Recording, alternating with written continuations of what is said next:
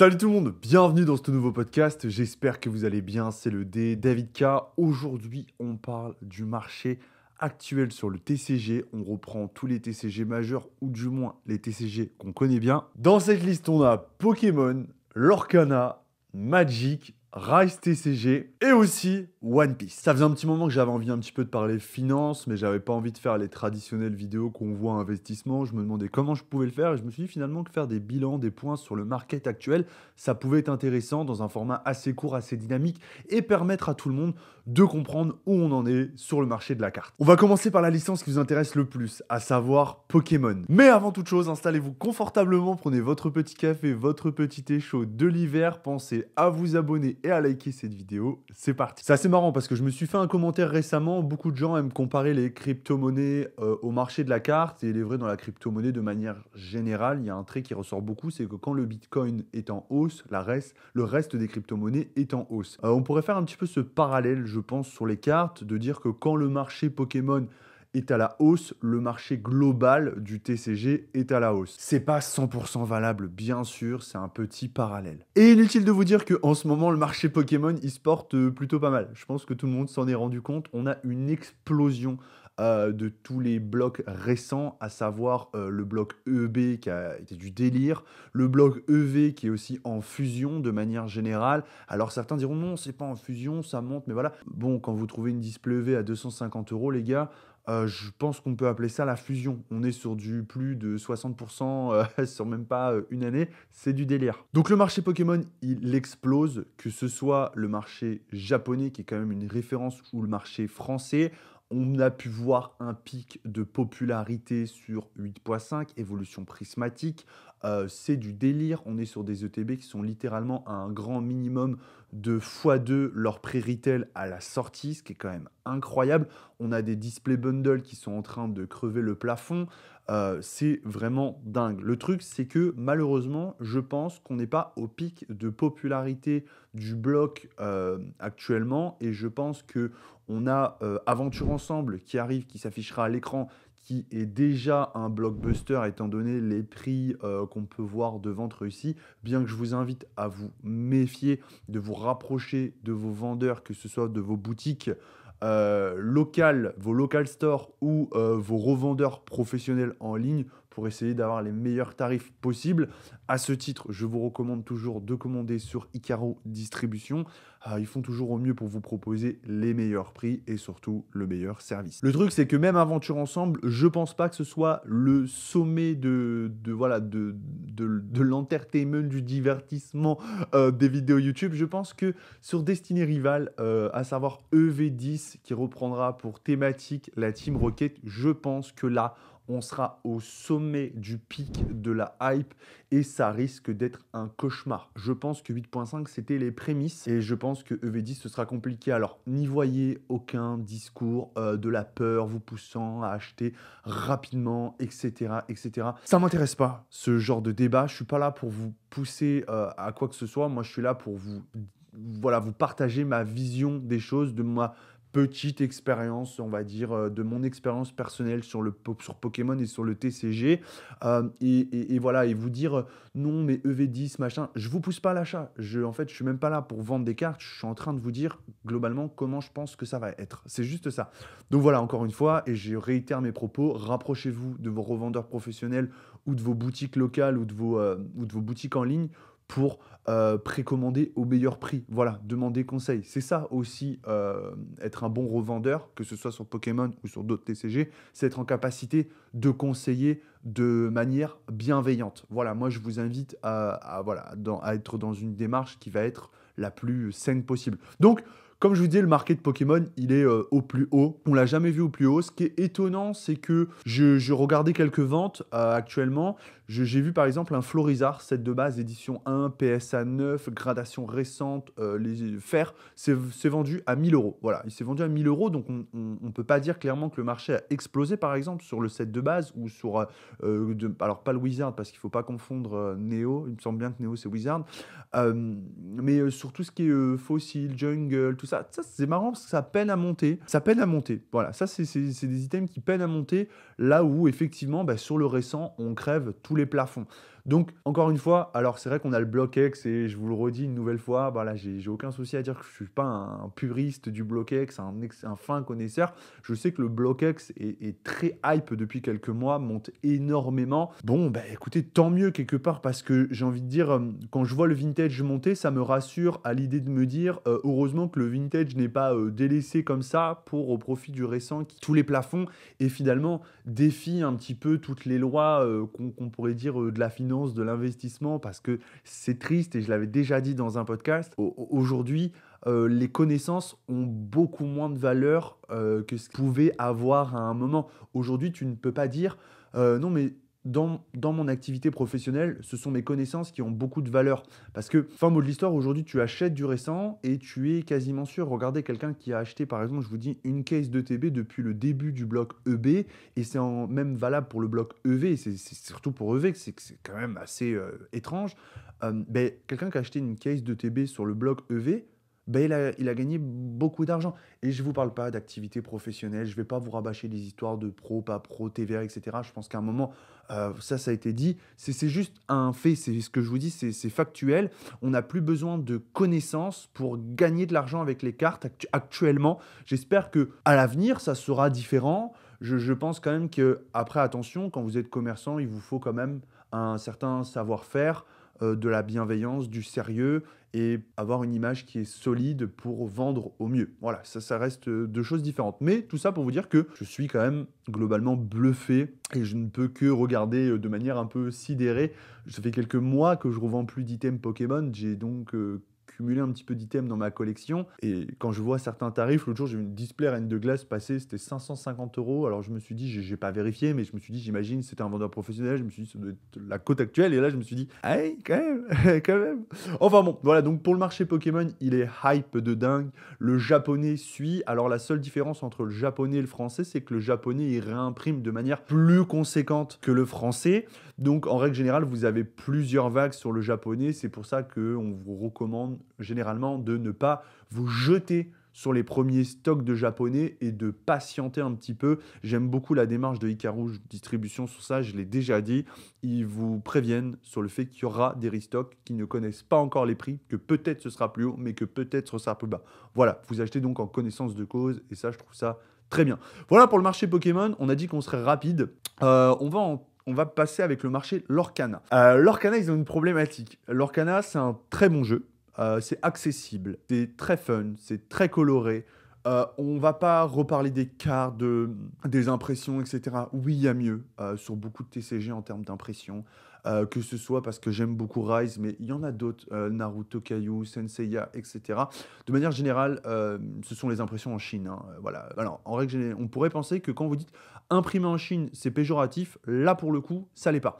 Quand vous imprimez en Chine, de manière générale, il y a beaucoup plus de savoir-faire sur les impressions de cartes TCG qu'en Europe. Voilà, notamment chez Cartamundi. Quand vous imprimez chez Cartamundi, c'est parce que vous avez du volume, et que vous voulez éviter aussi peut-être certains frais de douane. Ça facilite bien sûr le transport, enfin plein de choses, mais c'est pas là où on a le plus grand et le meilleur savoir-faire. Voilà. Le plus grand savoir-faire actuellement sur les impressions et les techniques d'impression, il est en Chine. Disney 100, etc. Tous ces trucs-là. Je vous disais, Lorcana, ils ont un problème. Lorcana, c'est pas leur gameplay, c'est pas leur carte, c'est pas leur univers, hein, c'est pas leur lore de toute évidence. Hein, c'est Disney, même Pixar. C'est clairement qu'ils ont perdu leurs investisseurs, leurs grosses baleines, de par leur politique de distribution. Souvenez-vous, au début, c'était hyper hype. C'était très mis en avant par les revendeurs. Pourquoi? Parce que les revendeurs, on est tous un peu les mêmes. Je m'inclus dans le même bateau. C'est toujours un peu une révolution, ce qu'on est en train de voir. Et il y avait surtout des marges qui étaient très intéressantes sur leur canal. Aujourd'hui, c'est plus le cas. On peut voir des précommandes quasiment.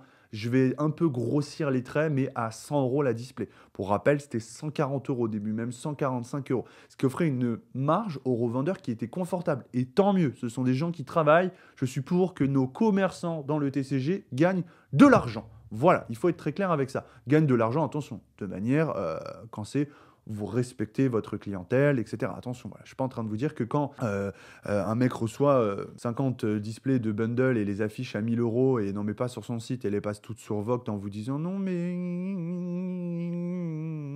Pour le coup, on dit qu'il parle chinois et c'est péjoratif. Je dis pas que ça, c'est respecter sa communauté. Bon, vous m'avez compris. Je dis juste que là, malheureusement, ils ont eu une politique qui était bien au début, mais ils auraient dû imposer un prix de revente. C'est ce qui est fait sur Rise, je vous le dis, c'est pas un secret. On a des prix obligatoires de revente sur nos displays qui sont des prix minimum. Est-ce que c'est légal, est-ce que c'est pas légal? On s'en fout. On suit les règles, ça évite les problèmes et ça évite surtout une dégringolade du marché. Et aujourd'hui, à l'heure actuelle, sur leur canal, le chapitre 1, il a quand même subi des dégâts financiers qui sont énormes. Ce qui fait qu'on a beaucoup de grosses baleines qui ont quitté le navire.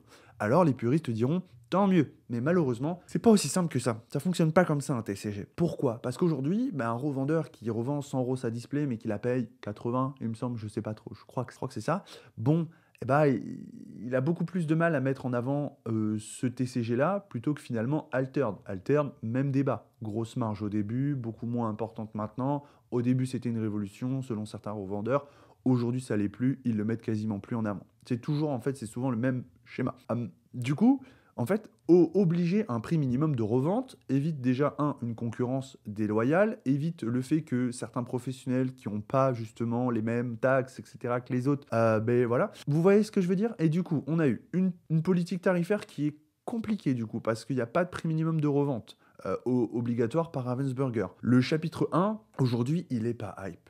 Le chapitre 1, malheureusement, il a décoté, que ce soit le premier print ou le second print. Les cases, les displays de premier print ont quand même drastiquement chuté en termes de tarifs par rapport à un moment. Et idem pour le reprint qui a été distribué lors du chapitre 4, chapitre 5, chapitre 6. Enfin, ça a été cataclysmique. Alors, il y a eu peut-être un gigantesque reprint, mais on en a distribué quasiment à tous les chapitres, dévalorisant la valeur des cartes. Et en dévalorisant la valeur des cartes, eh bien, vous freinez certains. Alors oui, vous pouvez faire de l'acquisition de nouvelles personnes qui arrivent en se disant « Moi aussi, je peux récupérer le chapitre 1 et c'est très bien. » Mais dans ce cas-là, on frôle finalement plus un petit peu, pas le jeu de société, mais voilà, en fait, il n'y a plus cette notion de rareté. Et les gens qui étaient là au début, eh bien, se sentent lésés par rapport aux gens qui arrivent que maintenant. Entre guillemets, j'étais là au début pour soutenir le projet, j'ai dépensé beaucoup d'argent et fin mot de l'histoire, aujourd'hui, quand moi j'ai payé mes displays reprint du premier chapitre, je me rends compte qu'aujourd'hui, il y en a à 120 euros, 130 euros, 140 euros et que tout le monde peut en acheter. Et moi, je l'ai payé 250 euros au reprint. Donc forcément, ça pose des petits problèmes. Donc on a des gens qui quittent le navire, certes d'autres qui arrivent, mais des gens qui quittent le navire qui avaient des finances importantes. Bon, avec le chapitre 7, l'île d'Alcasia, ils font des belles choses. Ils ont fait des très belles choses. Il y a des nouveautés, textures, etc. Degré de rareté, à voir ce que ça donne. En tout cas, ça se joue très bien. On met des nouvelles mécaniques encore avec le chapitre 7. C'est accessible en termes de gameplay, donc je suis curieux de voir la suite. Il y a eu la sortie aussi au Japon. J'ai pas l'impression que c'était un carton plein. Peut-être je me trompe parce que j'ai un œil qui est vraiment extérieur. Je regarde, j'aime, je suis parce que c'est le TCG et que ça me passionne. En tout cas, je suis curieux d'avoir votre retour sur l'Orcana. Suivant, on va passer à Magic. Magic, c'est tout un débat. C'est le jeu de cartes le plus joué au monde. Donc ça, qu'on le veuille ou non, ça cartonne. Néanmoins, on a eu Aether Drift. Aether Drift, c'était une édition un peu mid. Il y a eu Ketramos, il y a eu des belles cartes. Il y a eu des belles cartes, mais en fait, le problème avec Magic, c'est que c'est très bien maîtrisé en termes de communication et même les éditions un peu mid, allez, haut du panier, middle, haut du panier, et des fois, elles sont capables de passer pour des éditions pas ouf, tellement il y a des éditions ultra ouf. Vous voyez ce que je veux dire? C'est un petit peu comme sur Pokémon, le parallèle, c'est-à-dire que EV1, c'était très bien, EV2, c'était très bien, et globalement, le début du bloc EV, c'était très bien, mais on était incapable de l'apprécier. Pourquoi? Parce que ça tombe au milieu des fois de gros bangers comme les 151. Et là, tous les yeux sont braqués sur Final Fantasy. On a eu Innistrad Remastered qui était très bien. On a Chains of Takir qui arrive. Donc là, niveau direction artistique, Chains of Takir, c'est les dragons. Donc même les collectionneurs vont pouvoir s'en emmener à cœur joie. On attend le reveal des prochaines cartes, mais ça s'annonce comme une très belle édition. Donc c'est la prochaine édition. Date de sortie, il me semble, début avril. Et on a Final Fantasy en juin qui a crevé toutes les statistiques du TCG. Il faut savoir que la collaboration Seigneur des Anneaux est l'édition la plus vendue de Magic et je pense qu'on ira concurrencer cette édition avec cette collaboration Final Fantasy. On a des métriques qui sont incroyables sur les vues, sur les thrillers de Magic Final Fantasy. C'est fou, donc je pense que ça va crever le plafond. Néanmoins, ça coûte quand même très cher Final Fantasy. Et vous avez 5% avec le code DavidK. Je rappelle que j'ai aucun cashback, parce qu'on m'a posé la question. Je n'ai aucun cashback chez Magic Franco, c'est juste une remise pour la communauté. Et je vous invite à acheter votre Magic chez Magic Franco. Voilà, et vous avez déjà Final Fantasy qui est en ligne. Ils font partie des pionniers sur Magic, donc vous achetez en toute sécurité. Et pour l'aparté, ceux qui avaient précommandé du Pokémon 8.5 ont tous été livrés au meilleur tarif aussi. Voilà, c'est juste pour l'aparté, vous dire à quel point la boutique est sérieuse. Donc voilà, concernant Magic, je vous renvoie là-bas et je vous invite à pas trop traîner concernant Final Fantasy, parce que je pense qu'il y aura, peut-être pas sur tous les produits, mais il y aura pas par exemple sur la standard, tu vois, la display standard ou quoi. Mais par exemple, je pense que sur les decks Commander, on aura très vite du sold out ou une hausse de prix, en tout cas sur certains modèles de deck. Sur le collector, on n'en trouvera pas pendant 3 plombes, parce qu'en fait, malheureusement, ça va en pâtir du succès du Seigneur des Anneaux, et on le sait aujourd'hui. Parce qu'en fait, au début, Seigneur des Anneaux, on savait pas trop jusqu'où ça pouvait monter en termes de tarifs. Et en fait, on s'est rendu compte que ça pouvait grimper très haut. Et je pense que malheureusement, Final Fantasy fera pas exception à la règle. Donc, c'est très dur pour moi de vous dire aujourd'hui, go, allez acheter un collector à 480 €. Vous avez quand même 5% avec le code DavidK, donc c'est bien. Ça reste une grosse somme d'argent. Mais en fait, le problème, c'est que malheureusement, c'est les prix de référence, hein. Et vous trouverez pas meilleur prix, ou peut-être vous trouverez 10 € moins cher, 20 € moins cher, je sais pas, mais vous n'aurez pas une display collector à 350 € par exemple. Ça, faut être très clair. Donc, malheureusement, si vous l'achetez pas, en fait, à la sortie, ça risque d'être plus cher. Voilà. Donc, vous faites ce que vous voulez de vos sous. Je vous partage juste mes connaissances et mon expérience. Et moi, si je vous recommande un produit, c'est le kit d'avant-première à 40 €. Voilà, ça, je vous le recommande parce que moi, j'en ai pris plein. J'en ai pris 6. Moi, j'en ai pris 4 et 2 pour un copain, pour être exact. Parce qu'il y a un booster exclu dedans. On ne sait pas ce qu'il y aura dans le booster exclu, mais c'est bien parce qu'il y a un booster exclu. Et le gift bundle aussi. Le gift bundle, c'est les bundles plus, parce que dedans, généralement, il y a des exclus, que ce soit des lands, que ce soit un booster, que ce soit une carte promo. Il y a toujours une exclue très sympa. Ils n'ont pas exactement révélé ce qu'il y aurait dedans. On sait qu'il y a un booster collector dans le gift bundle, mais il y aura d'autres trucs. Et donc voilà, faut faire attention. Faut faire attention. Ça peut vite, on peut vite se faire dépasser. Donc voilà, Magic, c'est toujours pareil. Magic, c'est très bien. Hyper Drift, je pense que la direction artistique, elle n'a pas parlé à beaucoup de monde. Néanmoins, les 2 prochaines éditions, à savoir Kens of Takir et Final Fantasy qui arrivera en juin, je pense que c'est un succès plein, que ça va être extrêmement joué, qu'on aura des cartes très solides. J'attends Kens of Takir, les cartes, le reveal des cartes, pour voir ce qui sera solide. Après, ce sera beaucoup vendu parce qu'en fait, en termes là d'illustration, c'est du dragon. J'en ai vu 2-3 que je vous afficherai. C'est magnifique. Et moi, je sais que je vais en acheter. Je le sais, les dragons, c'est mon truc. On passe à Rise. Je vous fais une petite aparté sur Rise. Je sais que ça parle à moins de monde, mais c'est quand même mon TCG. Mon TCG que je chéris actuellement. La sortie de la Candypocalypse a très bien fonctionné. Je suis, moi, personnellement, très satisfait de mes ventes. Très satisfait du trafic sur le site. Faut savoir que c'était une double édition. On avait la Candypocalypse et la fraîche. Pour vous donner un ordre d'idée, je vais vous faire un reveal que je n'avais pas fait jusque-là. C'est une exclusivité. Vous savez, j'avais affiché 2 cartes extrêmement chères sur mon site parce que ce sont 2 pépites. J'ai vendu une de ces pépites, la numéro 3 sur 10, la fleur de trèfle, à 2500 €. Voilà, c'est une vente donc référence. Il y en avait une qui avait été vendue plutôt à 1500 €. On s'est rendu compte que, avec le fait de l'engouement, la difficulté à dropper ces cartes, une sur 10, et notamment la fleur, pouvait coter jusqu'à 2500 €. Personnellement, je trouve ça fantastique sur un TCG récent. Là, on est un petit peu dans le creux de la vague. Ça fait un petit peu plus d'1 mois et demi maintenant, un mois et demi que l'édition est sortie. Donc, je suis dans ma période de filouterie, c'est-à-dire que je rachète un maximum. Pourquoi ? Parce que c'est toujours pareil, le TCG. Vous avez une période haute, une période basse, une période haute. Et du coup, là, jusqu'à la prochaine sortie, et on aura des exclusivités au Gala TCG. Je ne suis pas, je n'ai pas les attributions nécessaires pour vous faire les reveals, mais je vous dis qu'au Gala, il y aura des trucs très sympas concernant Rise TCG. Et je sais qu'à ce moment-là, on aura donc une nouvelle période de hausse et que je serai bien content d'avoir racheté pas mal de petites choses. Donc, je ne peux une nouvelle fois que vous conseiller de vous intéresser à Rise TCG. Les displays alpha sont encore accessible aujourd'hui en ce qui concerne le TCG. Une display alpha standard, on est aux alentours des 400 € à peu près. C'est cher, c'est beaucoup d'argent, mais c'est accessible pour de l'alpha sur un TCG qui est en hausse. La fraîche a très bien marché aussi. Je pense que c'est très agréable à ouvrir. 20 boosters de 5 cartes, une numérotée garantie. Et la Candypocalypse a cartonné. Voilà, donc faites un tour sur le site, intéressez-vous. Je pense que dans cette démarche un petit peu d'investissement, il y a toujours des belles choses à faire parce qu'on est encore au début et il y a des pièces de collection comme les Uncut, comme ces trucs-là qui n'ont rien à voir avec, par exemple, Altered et des impressions massives sur les Uncut. Là, on a des Uncut qui sont extrêmement limités et encore accessibles en termes de financier. Côté gameplay, ça se développe, ça se développe. On a de plus en plus de joueurs.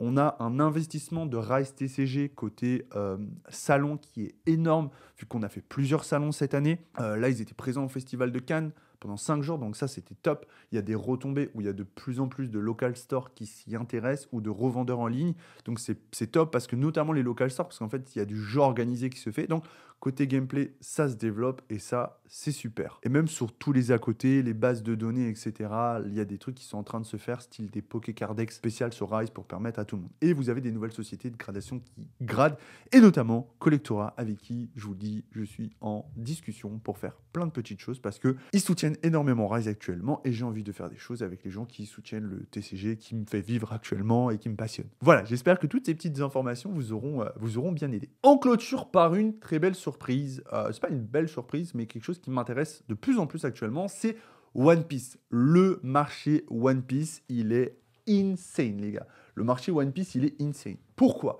One Piece, on va pas être malhonnête, Bandai, ils nous ont jamais habitués à de très grandes réussites. Bandai, c'est associé à beaucoup d'échecs aujourd'hui en termes de cartes. Bandai, c'est pas que les cartes. Bandai, c'est des figurines, c'est plein de choses. Mais, il faut être honnête, moi, j'ai fait beaucoup de Bandai à une période, notamment avec Dragon Ball Z. Je suis un grand fan de Dragon Ball Z depuis tout petit. Et du coup, j'ai fait pas mal de Dragon Ball Z et il y a souvent eu des échecs, on passe à autre chose, etc. etc. Aujourd'hui, vous avez une licence Dragon Ball qui cartonne, qui marche bien du moins, mais c'est pas les toutes premières de Bandai d'il y a 4-5 ans. Ça marche très bien. On a la sortie en français. On a eu PRB10. On a eu OP10, pardon. On a eu OP10. C'est OP9 ou OP10 OP9, OP10 OP9, OP9, OP10. Je dis OP10. Allez, je tente ma chance. On a eu OP10 et PRB, ça cartonne. En termes de tarifs, ça monte. Et surtout, ce qui m'impressionne sur One Piece, au-delà du circuit de gameplay, de jeu, de tournoi, parce que je le connais sans trop le connaître, pour être honnête. D'ailleurs, c'est cette petite mention aussi pour leur canal que j'ai pas dit, ils ont un très bon circuit de tournoi. C'est ça aussi qui fait que ça marche bien. Rendre à César ce qui est César. M'a dit que le circuit de tournoi, il est au-dessus des étoiles. Mais en ce qui concerne One Piece, effectivement, ils ont un marché de la carte au-delà du scellé qui est extrêmement intéressant. C'est complètement fou. Je me suis intéressé vraiment à One Piece et je me suis dit, ok, c'est fou.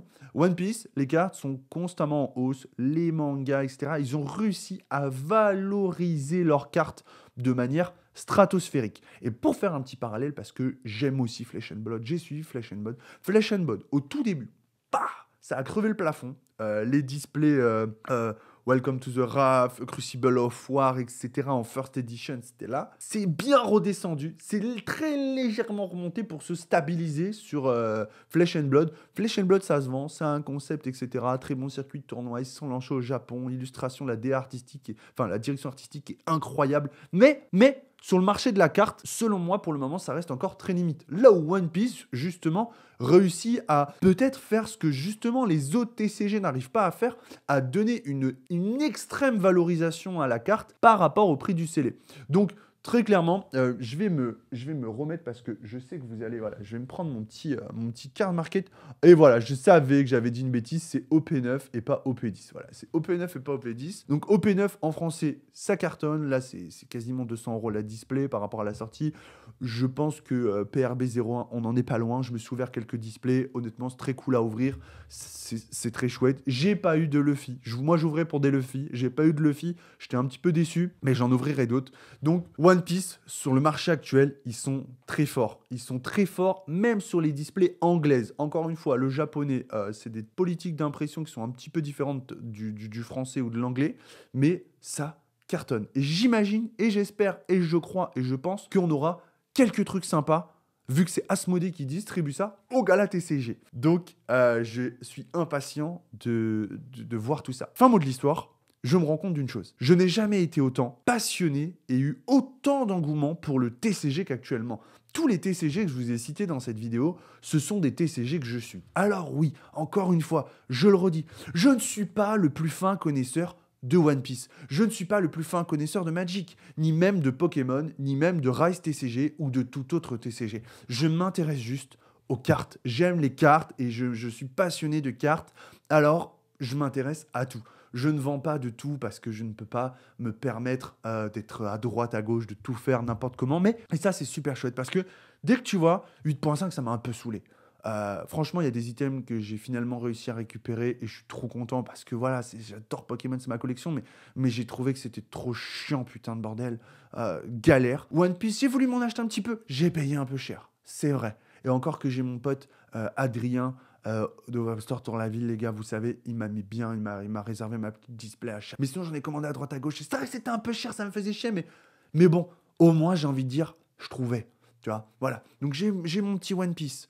Je suis content. J'ai mon Pokémon, ça grandit tout le temps. Rise, je vous en parle même pas, les gars. J'ai des pièces de collection de fou. Moi, je m'intéresse aux pièces de collection, de trucs très rares. Uncut, etc. J'adore. J'ai même des super cartes. Je suis content parce que CCC, il gratte quand même pas mal de Rise maintenant, je pense. Collectora, il vise à faire des choses très sympas. J'ai pu, voilà, aller, voilà, pas gratter parce que c'est pas du tout ça. C'est mettre en contact deux, trois trucs, dire, ok, là, peut-être une étiquette, ceci, etc. Donc, vous allez avoir probablement de très belles surprises. Les Risers sur Rise, ça se développe, un très beau stand au gala, et ça, je suis très content, et j'ai envie de dire même, je suis trop fier, style, parce que c'est mon petit TCG, tu vois, que je soutiens depuis 2 ans, et au début, c'est vrai qu'on était un petit peu genre, voilà, et on a de plus en plus de monde qui s'y intéresse, on a pu voir des ventes de gros influenceurs sur les plateformes de vente, donc j'ai trouvé ça très cool. En fait, en ce moment, il y en a pour tout le monde dans le TCG, même l'Orcana, tu vois, j'aime bien ouvrir, j'aime bien me faire mon petit kiff. Magic, je suis trop content, trop heureux d'être soutenu par Magic Franco. Il m'envoie un collector par édition que je peux ouvrir sur la chaîne. C'est trop cool. Je travaille dur pour avoir un Magic 30TH au gala et ils m'ont même dit on t'aidera si tu veux David et tout, mais je voulais pas, tu vois, abuser parce qu'ils font déjà beaucoup pour moi. Je me suis récupéré un collector Seigneur des Anneaux. J'en avais plus dans ma collecte. Je suis trop content. C'est une dinguerie. Enfin voilà, actuellement le TCG c'est super. Et quand, par exemple, je peux que vous recommander d'être sur 2 TCG. Pourquoi? Parce qu'on est globalement beaucoup ici sur cette chaîne. Je sais, vous êtes des puristes de Pokémon, vous aimez Pokémon, vous collectionnez Pokémon. Mais globalement, au moins, quand vous Pokémon, je vous le dis, vous casse les roubignoles, eh ben, vous pouvez prendre votre petit temps de pause sur un autre TCG où ce sera globalement quand même moins galère. Voilà, j'espère que ce podcast il vous aura fait plaisir. Je l'ai fait avec le cœur, je l'ai fait avec la passion. Je trouve que faire un bilan sur le market comme ça, une fois toutes les 3 semaines, tous les mois, c'est intéressant. J'attends vos retours en commentaire et je suis curieux de voir ce que vous en avez pensé. Je vous dis à très bientôt. C'était le dé pour la communauté et les passionnés. Peace.